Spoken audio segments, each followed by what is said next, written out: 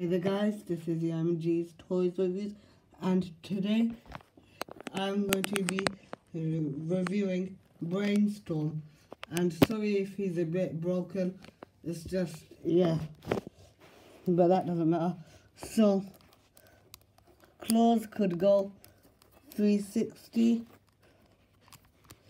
This guy has a lot of articulation on the legs and everything, and his power, bam, right there. And I like this guy because in the show he has brain electricity right there. And this is G's Toy Reviews. Make sure to like, comment and subscribe. So if it was too short, bye.